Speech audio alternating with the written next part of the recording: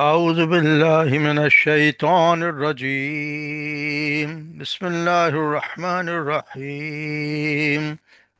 الذي أحسن كل شيء خلقه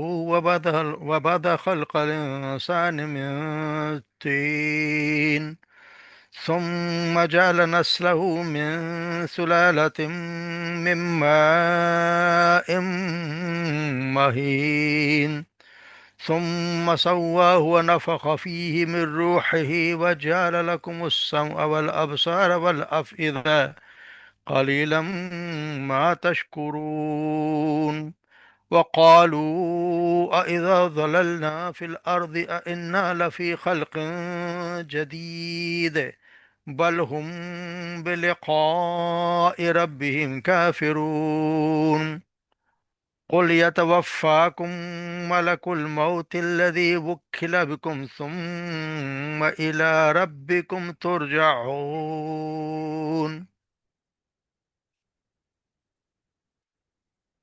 الذي وہ ذات احسنا جس نے اچھا بنایا، اچھا سب سے اچھا، یعنی بہت اچھا، کل شے ہر چیز کو خلق اس نے پیدا کیا، یعنی ہر چیز کو اس نے بہت اچھا پیدا کیا۔ وبادا اور ابتدا کی اس نے، خلق الانسان، اور انسان کو پیدا کیا، من تین، میں مٹی سے، گیلی مٹی سے، ثم جعل نسلہ، پھر اس نے بنائی اس کی نسل، من سلالت من ماء مہین، من سلالت خلاصے سے، من ماء ایک پانی سے، مہین حقیر پانی کے قطرے سے، ثم سواہ، پھر اس نے درست کیا اسے، اور نفخ فیہ، اور پھونکا اس میں، مر روحی، اپنی روح سے، وجعل لکم، اور بنائے اس تمہارے لیے، السمع والابصار، کان اور آنکھیں، والافئدہ اور دل، قلیلا ما تشکرون، کم ہی جو تم شکر ادا کرتے ہو۔ وقالو، اور انہوں نے کہا، اَإِذَا ضَلَلْنَا فِي الْأَرْضِ، کیا جب ہم ضللنا گم ہو جائیں گے یا رل مل جائیں گے، فی الارض زمین میں، اِنَّا تو کیا بے شک ہم، لفی خلق جدید، کیا نئے سرے سے پیدا کیے جائیں گے، بل ہم بلقائی، بلکہ ہم وہ لوگ، بلقائی یقیناً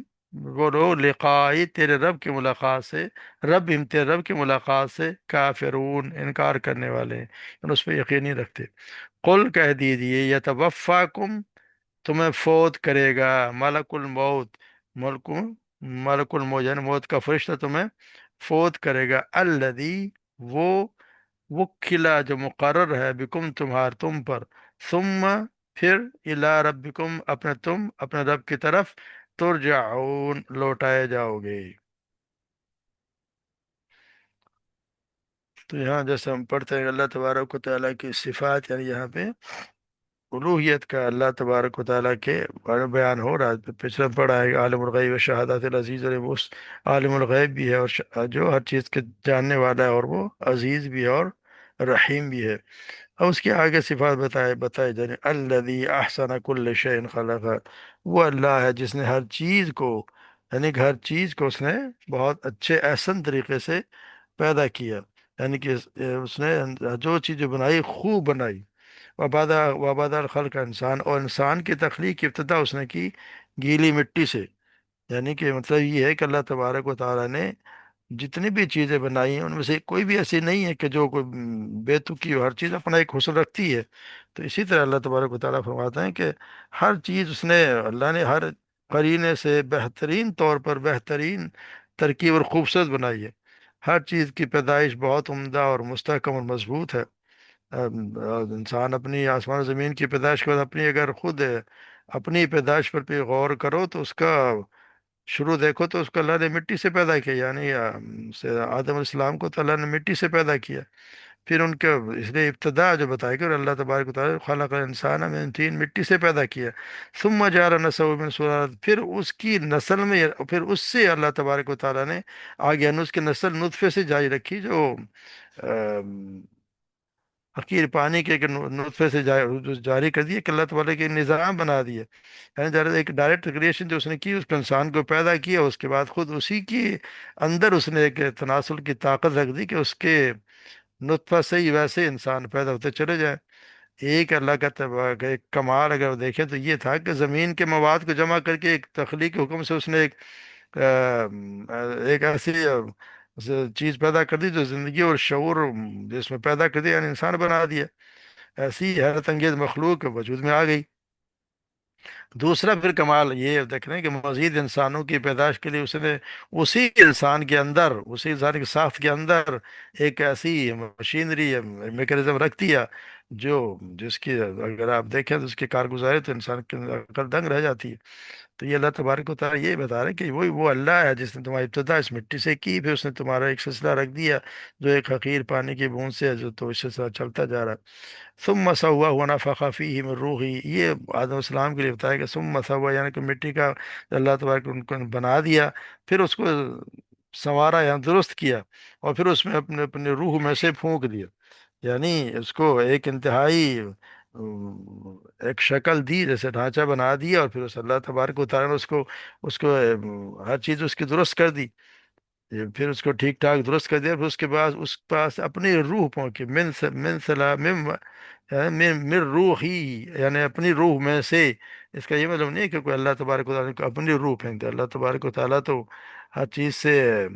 इन चीज़ों से मुबर्रा है, क्योंकि वही क्योंकि बदाइश में अपनी चीज़ का मुराद ये कि जैसे एक तो ये कि हर चीज़ अल्लाह ही की तरफ से है, तो जो अल्लाह की तरफ से हर चीज़ है तो उसकी निस्बत उसी की तरफ कर दी जाती है कि ये अल्लाह की तरफ से है, तो अल्लाह तबारक व तआला ये हर चीज़ उसी की है, तो इस क्योंकि फिर मालिक वही होता है, इसे उसके कह दिया जाता है कि उसी की मलकियत है, इसलिए बता दिया गया। क्योंकि जिस इंसान की कोई चीज़ होती है तो उसी की तरफ मंसूब हो जाती है।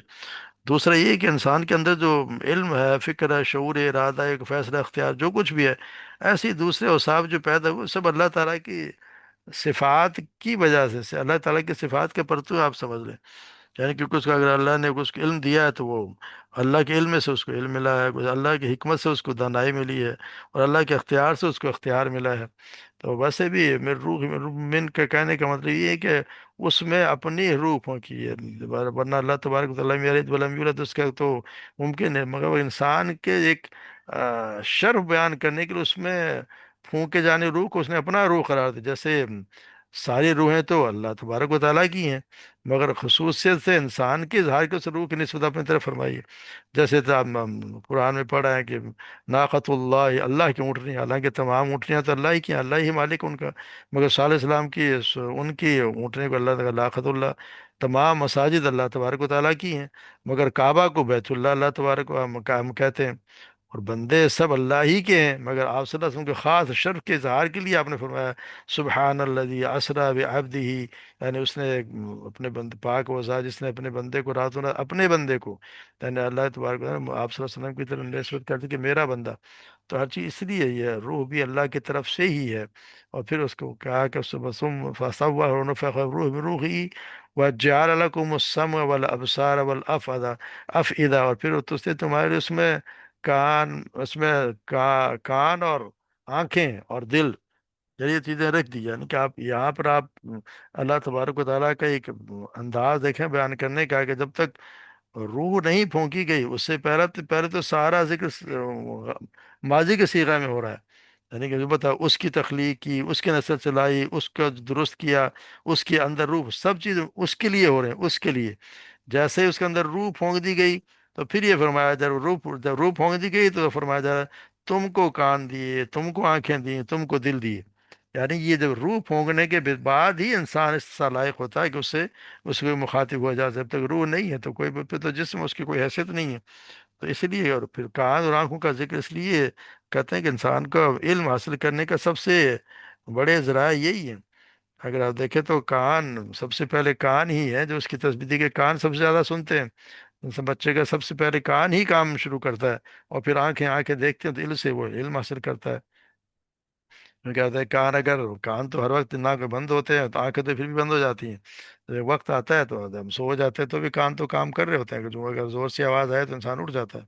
तो इसलिए जो फिर दिल है, दिल को उसका तो सारा काम ही, फिर हर चीज़ तो दिल से ही होती है। दिल ही है जो उसके इंसान के सोच समझ और उसके मुताबिक उसका फैसला भी करता है। तो इसलिए यहाँ ये बातें बताएंगे अल्लाह तबारक व तआला ने ये तुम्हें ये चीज़ें भी दी हैं, यानी कि हर चीज़ अल्लाह तबारक व तआला ने तुम्हें दी है, मगर होता है क्या है, कलील मा तशकुर, कम ही लोग हैं जो तुम उसकी तरफ शुक्र अदा करने वाले कम ही लोग होते हैं।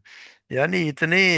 चीज़ें देने के अवसर देने के बावजूद दुनिया में लोग ऐसे रहते हैं जानवरों की तरह रह रहे हैं, और अपनी ज़िंदगी बस उन्हीं की तरह बना ली है, खा लिया पी लिया और सो लिए, कुछ भी नहीं, ना कोई देखते हैं ना कोई बसीरत के कोई देख रहे होते हैं, अंधे बन के काम कर रहे होते हैं। ऐसे ये मतलब नहीं कि कान इसलिए नहीं दिए कि इंसान बहरा बन के रहे, और दिल इसलिए नहीं दिया है कि उसने ना कोई हकीकत को समझे, ना कोई गौर व फिक्र करे, और कि सारी सलाहियतें बस इसी मकसद के लिए चले गए कि बस जवानी ज़िंदगी में अपना ही स्टैंडर्ड जो उसको ऊंचा करता रहूं। कतई ये मकसद उसका है नहीं।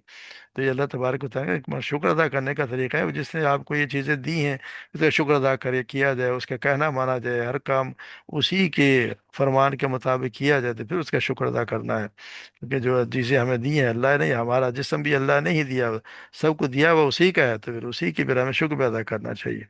फिर बताए वक़ालू आइदा दललना, फिर जब हम मिट्टी हो जाएंगे, तो हम हो जाएंगे मिट्टी में गुम हो जाएंगे या रल मिल जाएंगे, तो क्या वाकई हम ज़रूर नई पैदाइश में होंगे? यानी अब या अल्लाह तबारक व ताला आप सल्लल्लाहु अलैहि वसल्लम और कुरान के हक होने के और तौहीद के बाद उसके अब इस्लाम की तीसरी बुनियादी अकीदा जो क़यामत उसके यानी कि आखिरत उसकी कुफार के एतराज़ात के जवाब का जिक्र किया जा रहा है। यानी कि उनका हाल यही था कि क्योंकि वो उन्होंने ये कहा कि जब भी कहते हैं कि जब उनका तरीका यही होता है कि हर चीज़ को ये कहते हैं कि एक शख्स आया जो ऐसी ऐसी बातें करता है कि हम जब मिट्टी हो जाएंगे तो फिर हम दोबारा उठाए जाएंगे। उनका हाल ये था, यानी क़यामत आखिरत का वो मजाक उड़ाने वाली बात है कि वो आखिरत का मजाक उड़ाते थे। तो या उनको यही बताया जा रहा है कि जब वो कहते हैं कि जब हम मिट्टी हो जाएंगे तो क्या हम नए सिरे से पैदा किए जाएंगे? तो हालत उनकी यही हुआ करती है कि क्योंकि जैसे हदीस में आता है ना कि एक शख्स था और वो कहने लगा कि आस बिन वायल आप सल्लल्लाहु अलैहि वसल्लम के पास एक बोसीदा हड्डी लेकर आया और उसे रेजा रेजा करना शुरू कर दिया। फिर कहने लगा कि ए मोहम्मद, क्या अल्लाह ताला इस हड्डी को फना हो जाने के बाद उसे जिंदा करेगा? तो आप सल्लल्लाहु अलैहि वसल्लम ने फरमाया, हाँ, अल्लाह उसे जिंदा करेगा, और सुन, अल्लाह तुझे फोत करेगा, फिर तुझे जिंदा करके जहन्नुम की आग में फेंक देगा। अगर उनका नजरिया ये था कि जैसे हम बस मिट्टी में मिल गए यही जिंदगी है, इसीलिए कि जिसको इंसान को अगर आखिरत का कोई यकीन नहीं है तो फिर जो मर्जी करे, फिर उसको किसी चीज़ की परवाह तो है नहीं, जहाँ भी मौज मेला करे और फिर के चले जाना है। तो यहाँ उनको बताया ये जा रहा है कि ये ऐसा है नहीं, क्योंकि तुम जिस चीज़ को तुम कह रहे हो कि ये मिट्टी मिट्टी हो जाएगा, तो वो मिट्टी मिट्टी वो चीज़ तो नहीं होती जिसको तुम मिट्टी में कह रहे हो कि मिट्टी मिट्टी हम मिलकर रल मिल चुके होंगे। हम जिस चीज़ का नाम है, वो मिट्टी में रलती मिलती नहीं है। मिट्टी में तो सिर्फ वो जिससे मिलता है जिसमें से हम निकल चुका होता है। जिसको ये हम कह रहे हैं वो तो यानी कि वो तो असल में रूह है, कि बाकी तो जिस्म, अगर रूह नहीं है तो जैसे कोई हैसियत ही नहीं है जिस्म की, तो और रूह निकलती इस तरह तो नहीं निकलती। जिंदगी की हालत में जब हम कोई अल्लाह ना करे किसी के कोई जिस्म का कोई हिस्सा काट दिया जाता है, तो उससे भले जिस्म को सारा काट दे, उसकी रूह तो अब उसके अंदर ही, तो हम तो यानी कि वो पूरा पूरा अपनी जगह रहता है। इसलिए अल्लाह तबारक व तआला इसको इसके जवाब देने की कोई अहमियत उन्होंने, अल्लाह ने इसको और इस बात को ज़्यादा अहमियत दी नहीं, इसका जवाब दिया ही नहीं है। क्योंकि उनका इस जवाब देने की वो अल्लाह ताला ने क्यों ये दोनों चीज़ें जो बताई हैं कि हम मिट्टी हो जाएंगे, तो हालांकि इंसान को मिट्टी तो होना नहीं है। मिट्टी तो जो चीज़ होनी है उसकी तो कोई हैसियत ही नहीं है। और फिर वो कहते हैं कि क्या हम फिर नए सिरे से पैदा किए जाएंगे? तो ये उनका इनकार भी है, उनका ये भी शुरू इंसान का देखा जाए तो सिरे से पैदा होता ही नहीं है। जिस तबारक व तआला ने तुम्हें पैदा कर दिया जब तुम कुछ भी नहीं थे, और अब जबकि तुम्हारा कुछ ना कुछ हिस्सा है, और फिर उसके पैदा करने में क्या मुश्किल है? और फिर तुम पैदा भी, हमारी पैदाइश मिट्टी से ही हुई है, और हम देखते तो इससे क्या है कि हमें कोई कोई आप देख लें तो कहीं से कोई आयरन आ गया, कोई चूना मैग्नीशियम कैल्शियम जैसी चीज़ों के बन के इंसान बन जाता है। तो फिर अल्लाह तबारक व तआला क्या कौन सा मुश्किल है कि फिर तो उसको बना देना। तो यहाँ सिर्फ ये बात बताई जा रही है कि उनकी ये समझ में क्यों नहीं आती कि ये चीज़ जो है जिसको हम कर रल मिल जाएगी, तो वो इंसान का जिसम तो जिसम रल मिल जाएगा, उसको रूह असल में तो उसकी रूह होती है। हम पीछे ही पढ़ाएंगे जब तक उसके अंदर रूह नहीं थी तो उसको माजी के सीगे में उसको मुखातिब किया गया, उसमें डाल दी, उसमें डाल दी, उसमें डाल दी। जब रूह आ गई तो फिर तुम हो गए। और इसी तरह देखेंगे जिंदगी में ऐसा ही होता है। جب انسان کی روح نکل جاتی ہے تو پیچھے کیا بچتا ہے؟ پھر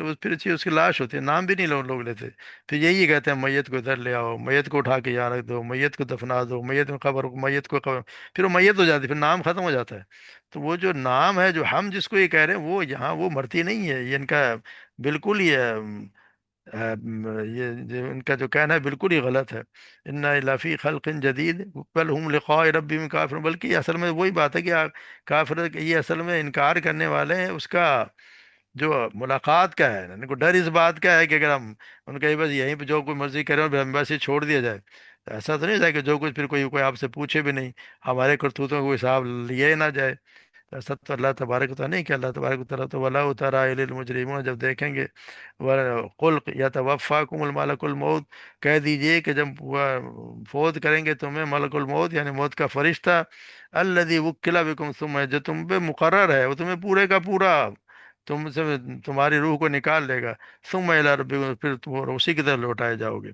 تو یہاں یہ نہیں ہوتی کہ جب آپ دیکھیں تو موت کہ یوں نہیں آ جاتی کہ ایک کوئی گھڑی چل رہی تھی ایک دم سے رک گئی، چلتے چلتے اچانک بند ہو گیا، ایسا نہیں ہے۔ دراصل یہ اللہ تبارک و تعالیٰ نے ایک خاص فرشتہ مقرر کر رکھا ہے، جو باقاعدہ آ کر روح کو ٹھیک اسی طرح وصول کرتا ہے جیسے جس طرح کوئی ایک سرکاری آفیشل ریسیور آتا ہے اور کسی چیز کو اپنے قبضے میں لیتا ہے، اس کا اللہ تبارک و تعالیٰ اس کی ڈیوٹی لگا، اس وجہ سے ملک الموت کہتے ہیں۔ تو وہ آتا ہے اور پھر وہ پورے کا پورا انسان کا، ہاں اس کے ساتھ اس کی ایک ٹیم ہوتی ہے جو اس کے ساتھ دیتی ہے، کیونکہ ٹیم پوری ہوتی ہے، اور پھر وہ اس کو نرخ تک ٹیم وہ نکالتی ہے، اور پھر آگے اس کا ملک الموت کا کام ہوتا ہے۔ اور پھر روح نکلنے کا بھی کافر کا اور مومن کا الگ الگ ایک طریقے سے نکلتی ہے۔ جیسے سیدنا ابو ہریرہ بیان کرتے ہیں کہ آپ صلی اللہ علیہ وسلم نے فرمایا، جب مومن کی روح نکلتی ہے تو دو فرشتے اسے لے کر آسمان کی طرف جاتے ہیں۔ تو حدیث کے راوی حماد کہتے ہیں ابو ہریرہ نے روح کی خوشبو اور مشک کا ذکر کیا، اور آپ نے فرمایا، آسمان والے فرشتے اس روح کی خوشبو پا کر کہتے ہیں، کوئی پاک روح ہے جو زمین کی طرف سے آئی، اور اللہ تجھ پر رحمت کرے، اور جسم پر بھی جسے تو نے آباد کر رکھا ہے۔ پھر فرشتے اپنے رب کے حضور اس روح کو لے جاتے ہیں، تو اللہ تعالیٰ اسے قیامت قائم ہونے تک یعنی اس معین کی جگہ یعنی علیین میں پہنچا دو۔ اللہ تبارک و تعالیٰ کہتے ہیں کہ اس کو علیین میں پہنچا دو۔ اور جب کافر کی روح نکلتی ہے، حدیث کے راوی نے کافر کی روح کے نکل کا ذکر کرتے ہوئے بتایا کہ ابو ہریرہ نے روح کی بدبو اور اس کے فرشتوں کی لعنت کا ذکر کیا، اور آپ نے فرمایا جب اسے اوپر لے جایا جاتا ہے تو آسمان کے فرشتے کہتے ہیں، کوئی ناپاک روح ہے جو زمین کی طرف سے آ رہی ہے۔ پھر اللہ تعالیٰ کی طرف سے حکم ہوتا ہے کہ اسے قیامت قائم ہونے تک اس کے معین جگہ یعنی سجین میں لے جاؤ۔ تو ابو ہریرہ کہتے ہیں کہ جب آپ صلی اللہ علیہ وسلم نے کافر کی روح کی بدبو کا ذکر کیا تو نفرت سے اپنے چادر کا دامن اس طرح اپنے ناک پر رکھ لیا، اس طرح اپنے ناک پہ رکھ کے چادر دکھایا کہ اس طرح انہوں نے رکھ دیا۔ تو یہ اللہ تبارک و تعالیٰ نے ایک باقاعدہ ایک مقرر کیے ہوئے جو فرشتے ہیں، جو ان کو باقاعدہ ایک ٹیم ہے، اور وہ ہر وقت انسان کے ان کو پتہ ہوتا ہے کہ کس کی ہم نے دیکھنی، کس کی روح نکالنی ہے، کیونکہ ملک اس کے لیے کہتے ہیں کہ اس کے لیے ان کے لیے زمین سمیٹ دی گئی اور ایسی ہے جیسے ہمارے سامنے کوئی تشتری رکھی ہوئی ہے، جس کو چاہے اٹھا لی، یعنی ایک پلیٹ ہے جس میں جو ان کے لیے پلیٹ میں جس طرح چیزیں پڑی ہوتی ہیں، ان کے لیے اس طرح ہے، جس کو چاہے انہوں نے اٹھا لیا، جس کی موت آ گئی اللہ تبارک کو تو پھر وہ لے جاتے ہیں۔ تو یہ وہ اس کے ساتھ پھر اٹھا لیں گے کہ ہر کسی کو جس کی موت آ گئی، پھر اس نے اللہ تبارک و تعالیٰ کے سامنے جواب دینا تو ہے۔ تو یہ نہیں ہے کہ بس موت آ گئی تو بندہ فارغ ہو گیا، ہم کوئی نہیں، اس کی روح تو اللہ تعالیٰ کے پاس موجود ہے، اور اپنی صفات کے ساتھ اللہ تبارک و تعالیٰ کے پاس پہنچا دی جا رہی ہے۔ اسی لیے کہا ثم الی ربکم ترجعون، تم لوٹا دیے جاؤ گے، پھر پورے کے پورے اللہ ہی کے پاس لوٹائے جاؤ گے۔ پھر اللہ تم سے پھر یہ ہوگا کہ پھر اللہ تبارک و تعالیٰ اس کے تمہارے اعمال کے مطابق اس کا حساب لے گا۔ اگر تم اچھے کام کیے ہوں گے تو پھر اس کی تمہیں جزا بھی لے گی، اور اگر برے کام کیے ہوں گے تو پھر اس کی سزا بھی ملے گی۔ ایک بار مقرر کہ اگر ایسے ہی چھوڑ دیا جائے تو پھر فرق کیا پڑ گیا کہ ایک آدمی اپنی کتنا صبر کے ساتھ اور یہاں پہ اپنی پاک بازی کی زندگی گزارتا اور ایک عیاشیاں کرتا ہے، اور جو مرضی کرے اس کو کوئی پوچھے نہ، ایسا ہوتا نہیں۔ تو یہ ان کے ان کا جو انداز، یعنی کہ ان کے جو ایک سوچ تھی، اس کے یہاں پہ ہر چیز صاف صاف بتا دی گئی کہ تمہارا یہ سوچ بالکل غلط ہے، اور یہ ایک وقت آئے گا جس دن اس ہر چیز کا حساب دینا ہوگا، اور قیامت قائم ہوگی، اور تمہاری موت، اللہ تبارک جو روح ہوگی وہ سب اللہ تبارک و تعالیٰ دوبارہ پھر اس دن ان جسموں میں ڈال دے گا، اور پھر وہ جسم بھی اللہ کے تبارک و تعالیٰ کے سامنے نئے جسم اور نئے کے ساتھ اللہ تبارک و تعالیٰ سب کے پیش ہونا ہے۔ اللہ تبارک و تعالیٰ ہمیں صحیح سوچ عطا فرمائے۔ اللہ تبارک و تعالیٰ ہمارا خاتمہ ایمان پہ کرے، کیونکہ اصل میں تو خاتمے پر ہے، جس کا خاتمہ ایمان کے ساتھ، اس لیے دعا کرتے رہنے چاہیے کہ اللہ تبارک و تعالیٰ خاتمہ پر ایمان کرے۔ اللہ تبارک و تعالیٰ ہم سب پہ رحم فرمائے، ہم سب کو جنت الفردوس میں جگہ عطا فرمائے۔ وما علینا الا البلاغ۔